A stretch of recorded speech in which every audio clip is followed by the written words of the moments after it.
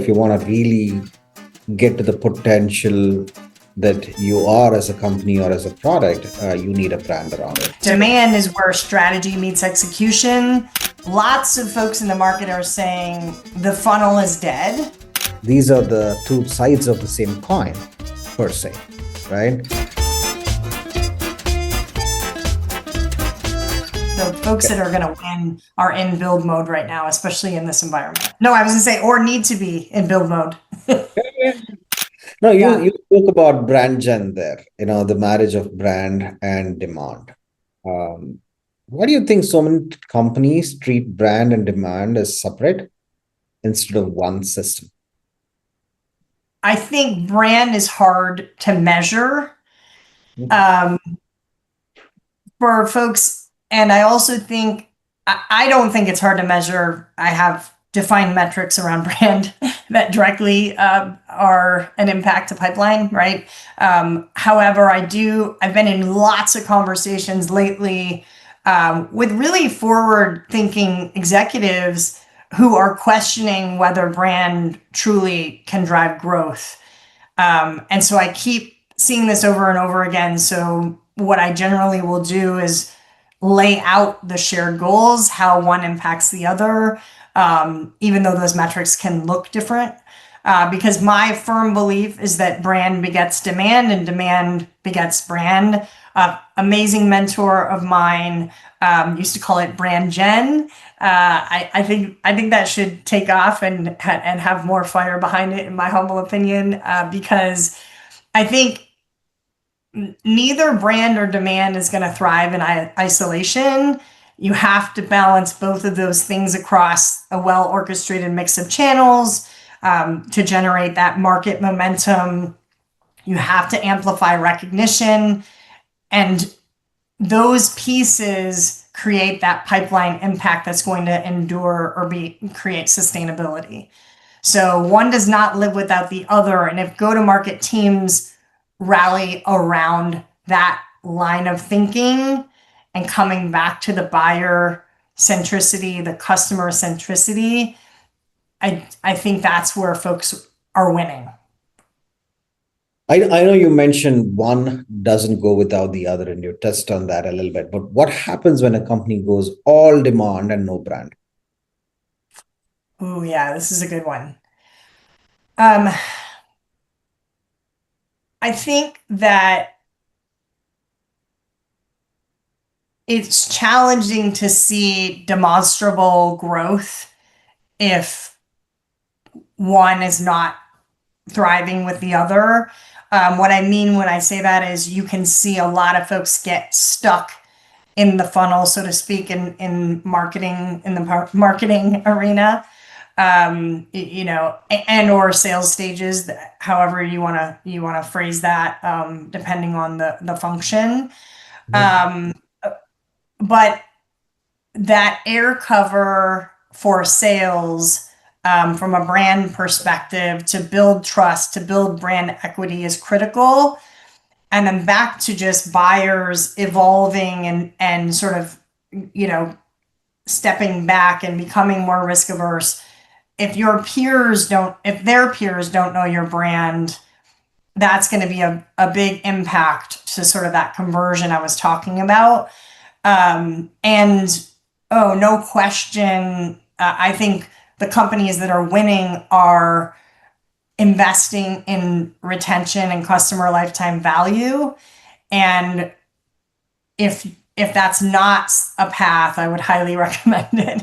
I'm working on expansion campaigns right now and retention campaigns with and customer lifecycle models with varying clients, which is fantastic. And I think that's where we're really seeing folks winning.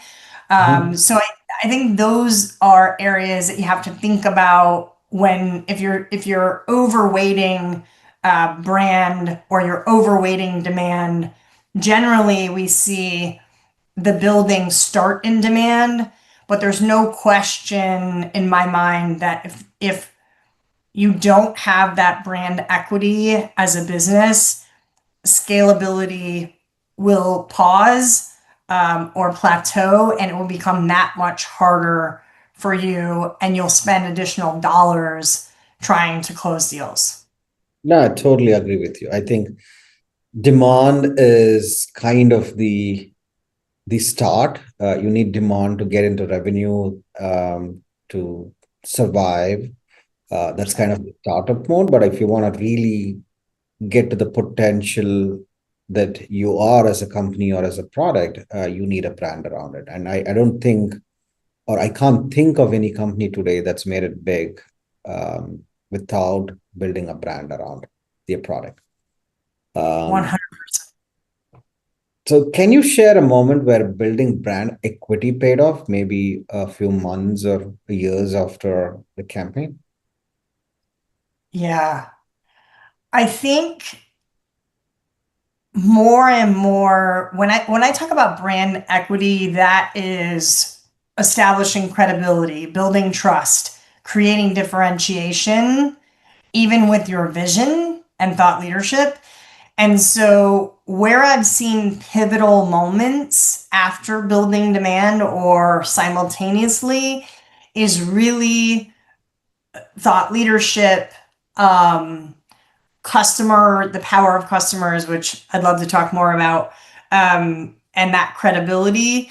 I think those types of things accelerate opportunities. They drive measurable revenue outcomes and can be directly correlated. And if I just use like an example of like, okay, if you start with demand when we're talking like early stage building companies, and there definitely is, you know, we talked a little bit about this in that benchmarking realm, but there's definitely the percentages that you might recommend that shift over time as you grow as a brand and as a company. Start with demand, feet on the street, partners, key sales experts that have a network in that specific target market or ICP, experience or competitive experience selling that product. That can be really the building blocks aligned to like rallying with a marketing person that also has experience within that market. And then when you think about driving what I call awareness to advocacy, I think that's really the intersection of demand and brand, which is that full life cycle of a customer. So how do we take someone from awareness all the way through to becoming that advocate that really speaks on the brand's behalf and speaks volumes above what the brand could say? I would say those are kind of the pivotal moments of where you see brand equity driving that sustainable pipeline impact and revenue. I love it. I love it. And my inference from what you said would be, if we were to attribute a company's growth journey into crawl, walk, and run, demand is more of the crawling. You need it to That's a start great it, but you analogy. need Yeah. brand to walk and run along with demand. So yeah, I love that. So it's not the case of whether it's brand or demand. You need demand to get started, but you need brand to get going. Yeah. Lastly, on that point, I always say like brand is not a veneer. We need to evolve beyond, you know, that analogy of lipstick on a pig. What's behind that? What's the product behind that, right? Demand is where strategy meets execution. It converts that interest into action. It's the product solving real world problems, the customer speaking on our behalf. You know, lots of people use that analogy of the revenue flywheel, which I love. But I think that's when I think of that flywheel, I think it has to entail those kinds of components in order to drive the measurable revenue outcomes. Given the modern buyers don't move linearly, how should marketers reimagine buyer's journey today? Thank you so much, Arun. This is so much fun. You know, I love to geek out on this stuff with you. The buyer's journey is the basis and philosophy for everything I do in marketing. And I think as go-to-market teams, we've been chasing the wrong things for too long. Pipeline coverage ratios, lead counts, MQL definitions. It's not that those things are not important, but they could arguably be vanity metrics in a respective department. And that list goes on and on. I'm just naming a few. But here's the truth about this. We only have one thing to care about as a go-to-market team, and that is the buyer's journey. And if we rally around that, we're doing it right. Because buyers don't care about all those vanity metrics.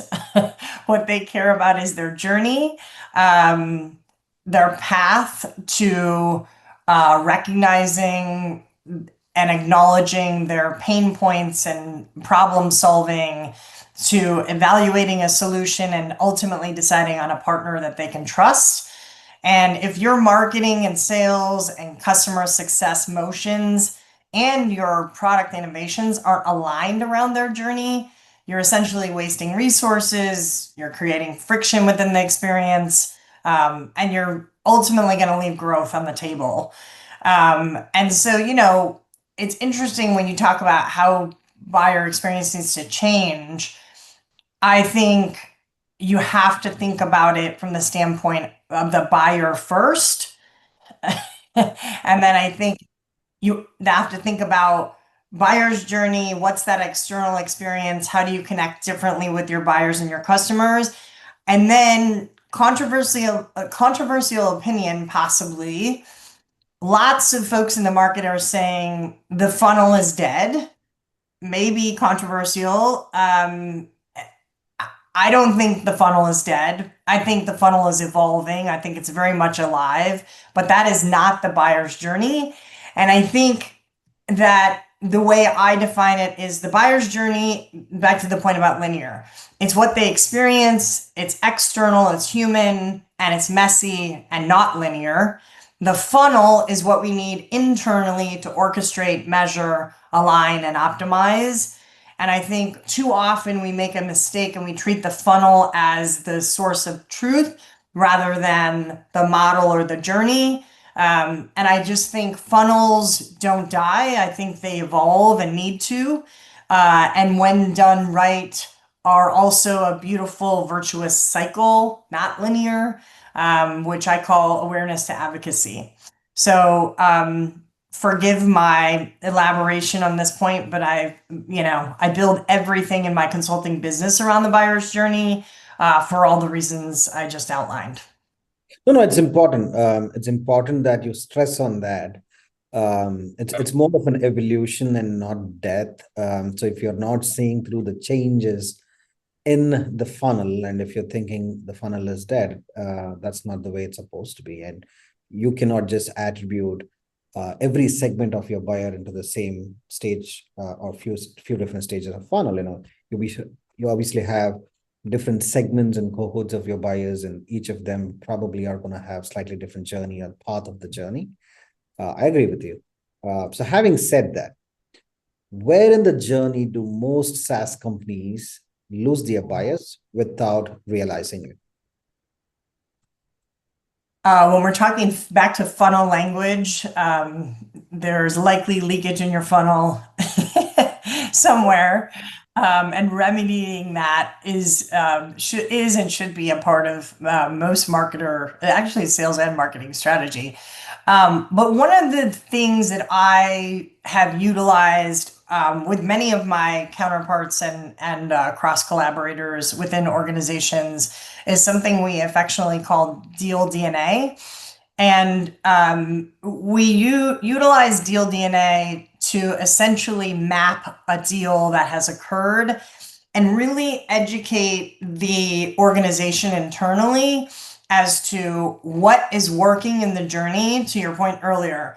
How is the buying committee influencing deals? What do certain targets, certain markets, certain verticals, what channels do they like at an individual level? What do buying committee members need? Where do they culminate? What are their watering holes? And we leverage deal DNA to continue to tell that story as to what's happening and what's working across the journey. And I think the other big component there, generally this is something that is presented with sales and marketing and sometimes product, to be able to sort of take that trifecta and say, and customer success for that matter, to take a marketing vantage point and say, these are the channels, these are the key marketing initiatives that worked simultaneously with sales and field initiatives, plus in many cases like an SDR type function. And many folks are investing now from a inbound AI SDR function, which is something that we're seeing a lot, which is very interesting, and I have lots of thoughts about. And then what product innovation and customers help lead this buyer's journey or close this deal. So I just think when you continually educate the organization around how every team is rallying around that journey, it's enlightening. It helps you optimize deals going forward. And hopefully you're able to rinse and repeat and learn and optimize each time. And it's something, I just keep using and have used in my career that seems to be extremely effective on evaluating where are folks getting stuck in the journey, how can we benchmark that against, standard industry conversions for this audience, but more importantly, what's happening internally and that is specific to our organization that we need to remedy. No, I love that. I love that. Especially, I think from a larger perspective, if I were to sum up what you said, buyer's journey is imperative. This is an area of marketing GTM that no teams can ignore. But if you think the funnel is dead from that concept, that's not true either, because these are the two sides of the same coin, per se, right? So and kind of trying to stitch this to this brand and demand and this buyer's journey. See, ultimately, everything that the companies need to do with brand and demand needs to align with the buyer's journey. That's what we're talking about, right? So from that perspective, when you say brand matters at every stage, can you talk about how brand impacts buyer's journey and hence the conversion and retention? I'll start with, brand and demand have to live together. I talked about this earlier, or we talked about this earlier, brand begets demand and vice versa. Well, I think the most important piece here is actually the power of customers. I keep going back to the virtuous cycle I was talking about, and likely the linear funnel is dead. Actually, a healthy debate. Maybe that should be a future debate and podcast, Arun. But awareness to advocacy is what I aim for with clients or taking a buyer from a customer advocate. And so the power of customers in my mind is at every stage is like they can speak volumes above what your brand will convey, even if done really well and you're connecting and authentic and differentiating. And of all the pieces of brand, there's so much power in that customers should exist at every stage. And that validation is paramount to your success, because you're validating along the way that journey. Like, what are their pain points? What's working? What's needed from a product standpoint? How do we innovate? And how do we take what customers are asking for and marry that up and balance that with product innovation and vision, right? Like continued value that then you sort of get into that cyclical nature of the vision for the company. And we're more than just a product or a technology provider. We're going to innovate along with you. And so customers come, top of mind immediately when you think about brand mattering at every stage, because I truly believe that the companies that make, crossing the chasm, the companies that cross that chasm are those that have the power of customers and customer centricity at the center of everything they do. And so I think about it that way, first and foremost. Emotive storytelling and connection and buying has always existed, but I think it's like a different level now. Revolution is driven by a brand, but evolution should be driven by customers.